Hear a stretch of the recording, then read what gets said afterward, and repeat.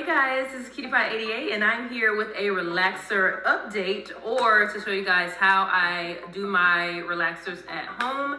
So I have been self-relaxing for a long time now, and I realized it is time to start going to a salon to get my relaxers done because I have a history of doing it wrong myself and under processing my hair and everything like that. And I just realized I've been relaxed all my life and I've never actually done a relaxer myself on camera. So I'm like, okay, today is the day. Let's go ahead and do it. Now, I usually use the ORS I usually use the ORS relaxer, but this is the only one that my store had, which is the African Pride Olive Miracle.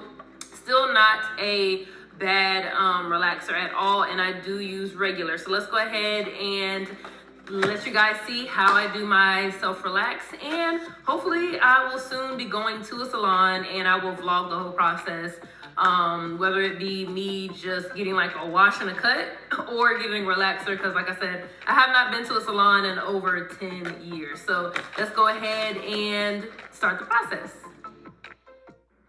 All right guys, so here is the products that I will be using today. If you're interested, all the products that I'll be using is linked below in the description box. It will be on my Amazon storefront. I will make a special relaxer list. So let's go ahead and jump right into it. So I went ahead and added the activator to the relaxer cream.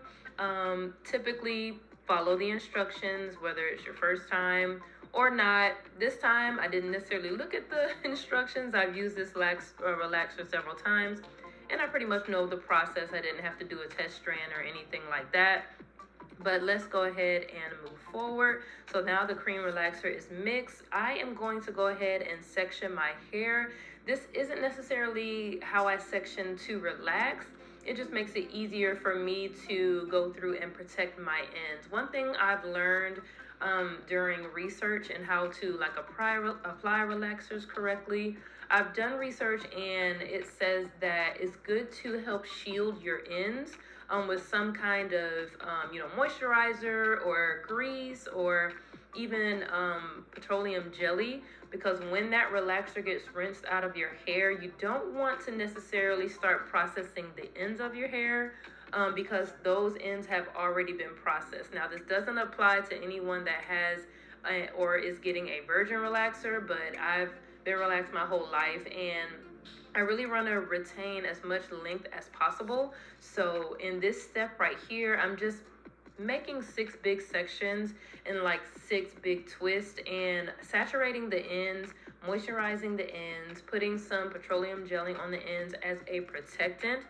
because going over the same area of hair with relaxer over and over and over again is not a good idea. It would definitely fry it and just cause more chemical damage than what's needed.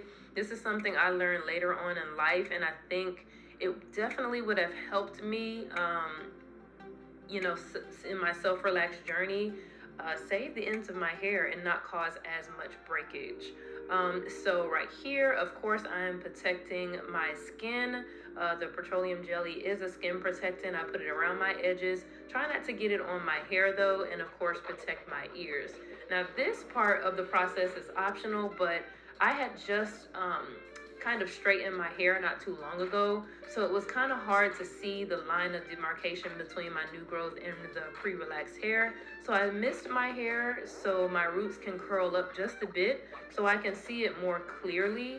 I had just put a hot comb to my roots, so I wanted to puff up my roots a little bit more so I don't over process the already processed hair and make sure that line of demarcation is more visible. So now I am going to go ahead and start the process, like I said, focusing on the roots and the new growth. Now you can either do this with your fingers or a brush. The reason why I opted for this type of brush, typically is used with coloring your hair. A lot of women use it for their relaxers. And I try not to get the product right on my scalp. This is why I choose to use the brush, because I've slathered it on my scalp with my fingers before, and this is just my method. If you do it with your fingers, perfectly fine. I think I'm actually going to switch to my fingers later on in this video. You don't want to apply the relaxer too close to your skin and to your scalp, just to avoid burns. And you know, the natural heat from your skin is going to like heat up the product and help it process faster. So you don't necessarily need to slather it on your scalp, especially if you're prone to scabs. Definitely try to keep it far away from your scalp and just try to keep it right on the new growth.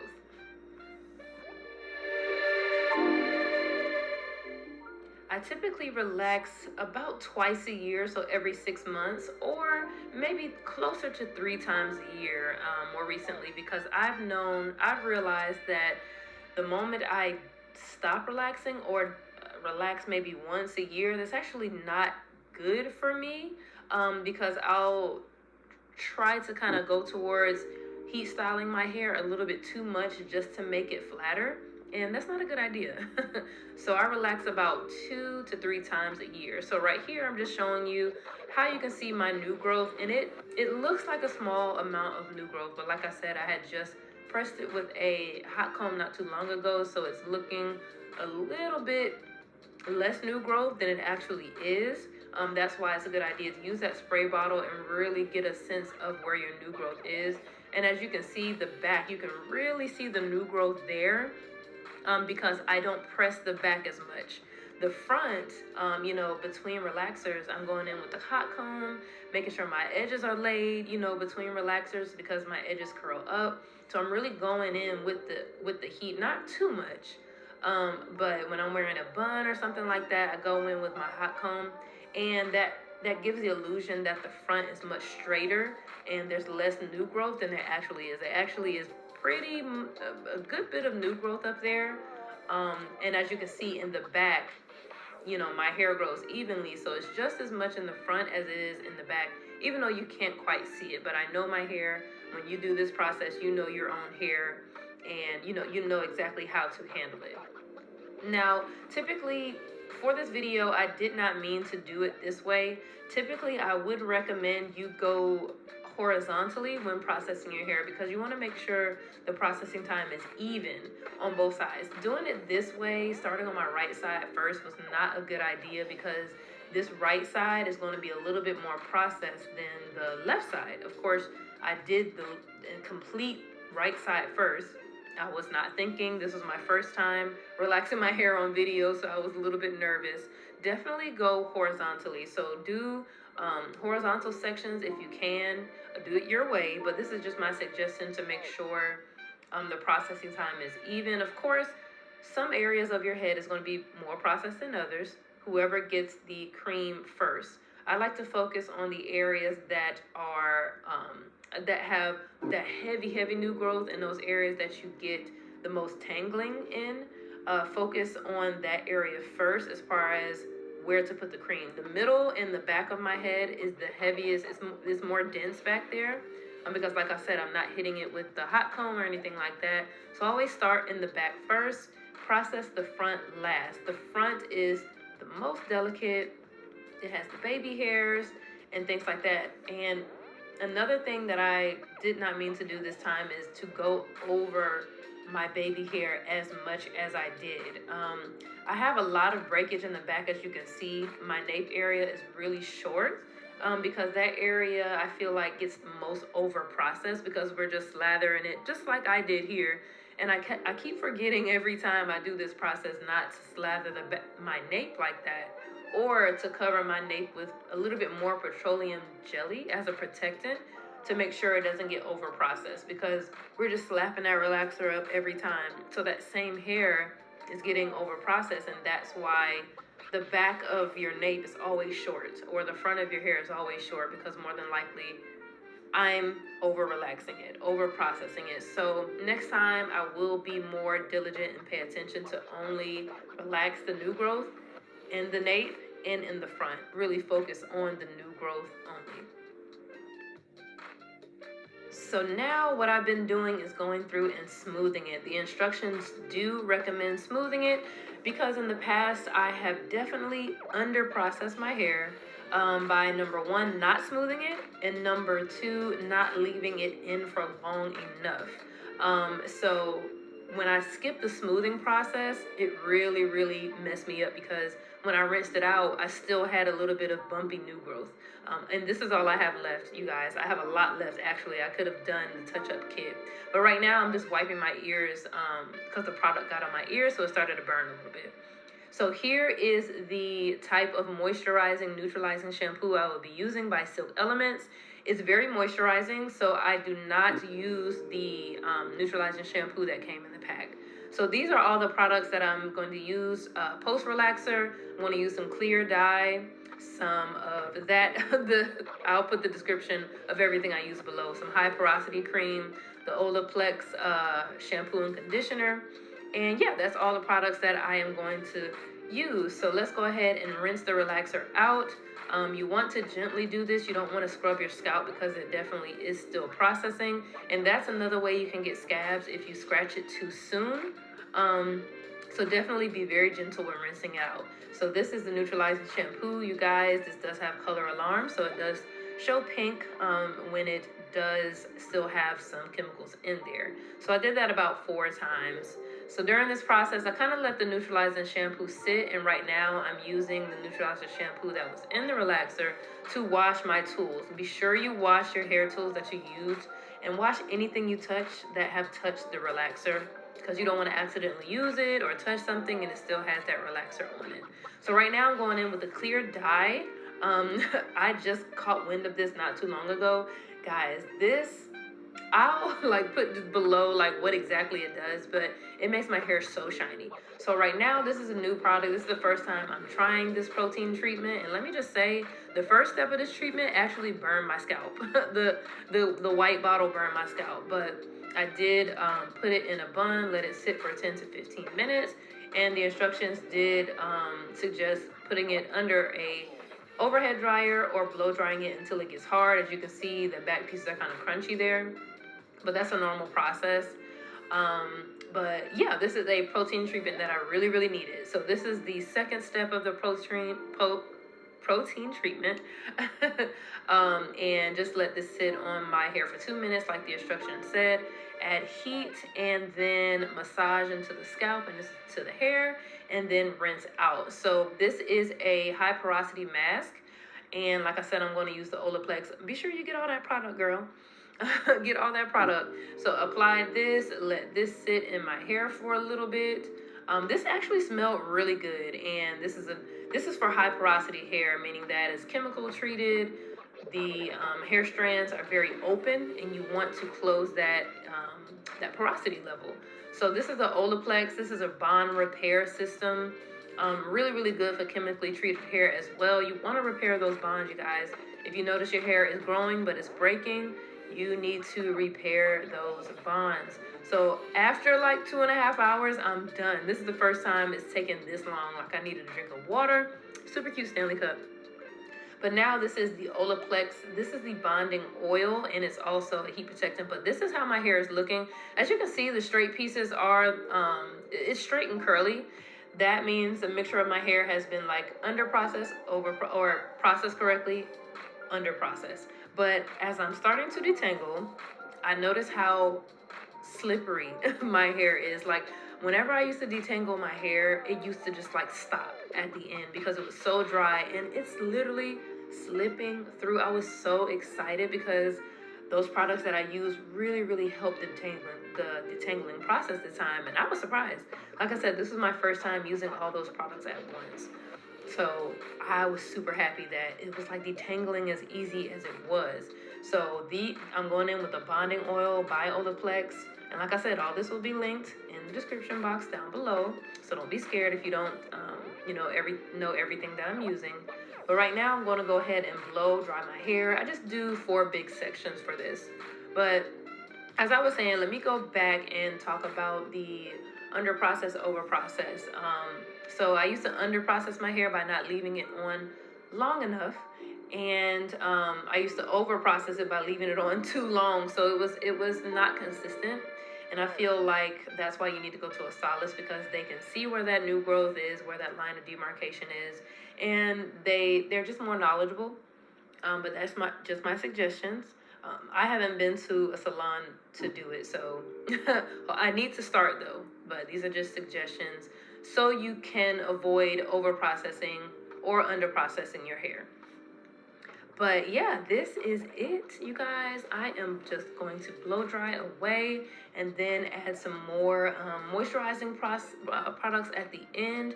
I'm not going to flat iron my hair or anything in this video. I just wanted you guys to see what products I used. And yeah, that is about it. So I'm just about done. Like I said, I'm going to add some oils and to oil my scalp and everything like that in a minute. So thanks so much for staying tuned. I didn't want to make this video too long. It's already 20 minutes, so I appreciate you guys for staying tuned this long, and just stay tuned to the very end of this video for my final thoughts.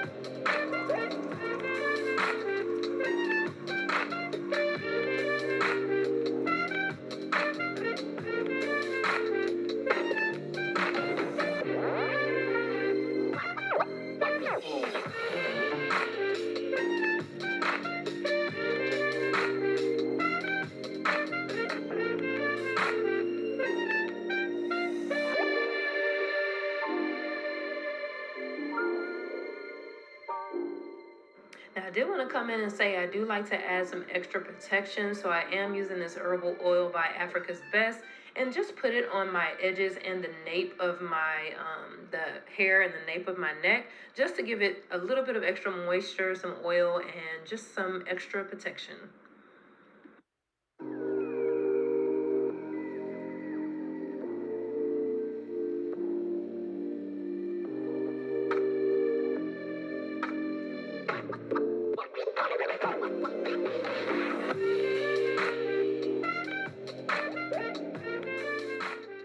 All right, so I'm almost done finishing touches here. So I just wanted to come and say, I know my hair is not perfect. I have a long way to go, but if you guys saw where I came from, like, my hair looks so great, and I'm really, really trying to get the health back and not focus on just length and focus on health. So I am all done, and like I said, thanks for staying tuned, and stay tuned for a few more seconds for my final thoughts.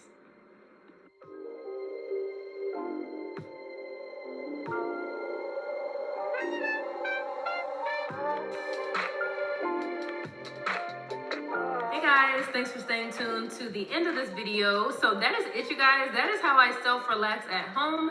I am not a professional, just a disclaimer, and I am in no way telling you how to do your hair or how to relax your hair, or even to go to a salon. This is just how I do it, and those are the techniques that I've been doing for years now. I did use a lot of brand new products, and I know that was a lot of products. I will definitely not use that same amount of products every time. I'll probably use like one or two here and there, but my hair really needed to, everything I use, my hair needed to benefit from. Bond building, my hair is, it's high porosity, so I use a mask for that, like different things, and I wanted to kind of see how my hair reacted to it. And I honestly think that my ends have always been the biggest problem, the way my ends feel. And my ends feel so much more moisturized than normal. It doesn't feel crunchy or stiff or anything like that, which I'm super happy about.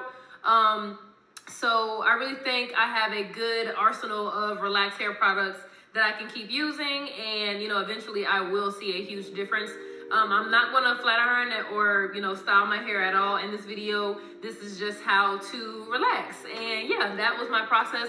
I definitely know I need a trim, and my ends are super puffy. I really need to probably chop a lot of hair off, but we'll see. We'll see if I go to a stylist. We'll see what he or she says.